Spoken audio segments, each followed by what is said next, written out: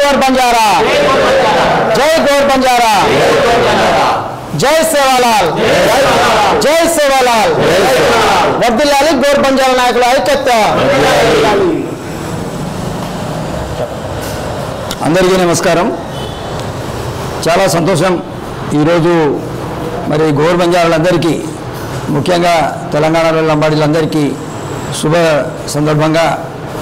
ఈరోజు మరి మేమందరం కూడా ప్రభుత్వానికి, ముఖ్యంగా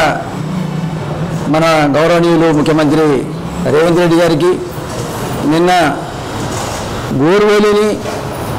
8th షెడ్యూల్లో చేర్చాలని చెప్పేసి అసెంబ్లీలో తీర్మానం చేసి మరి కేంద్ర ప్రభుత్వానికి పంపించినందుకు, అదేవిధంగా అసెంబ్లీలో ప్రవేశపెట్టినందుకు మంత్రివర్యులు జూపల్లి కృష్ణారావు గారికి, దానికి సహకరించిన మరి మంత్రివర్యులు సీతక్క గారికి, ఎంపీ కోరిక బలరాం నాయక్ గారికి, అదేవిధంగా ఎంపీ నగేష్ గారికి, తెలంగాణలోని 12 మంది గిరిజన ఎమ్మెల్యేలందరికీ, శాసనసభ్యులందరికీ, అదేవిధంగా తెలంగాణ రాష్ట్రంలోని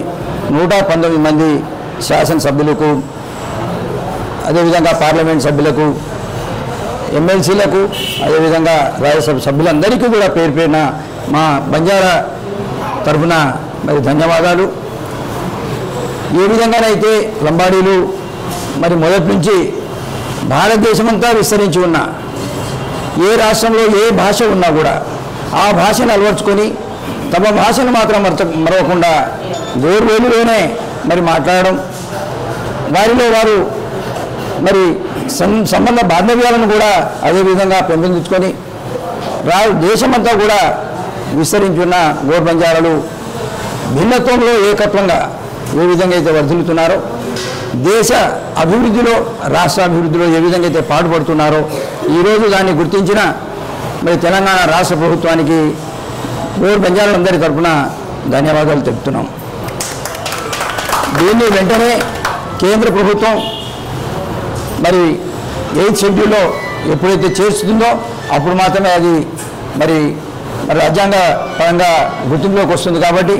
కేంద్ర ప్రభుత్వం 8th షెడ్యూల్లో చేర్పించి ఆ విధంగా ఈ భాష పరంగా యూనివర్సిటీలో కోర్సులను కూడా ఏర్పాటు చేసి వీటి మీద రీసెర్చ్ చేసినప్పుడే ఏదైతే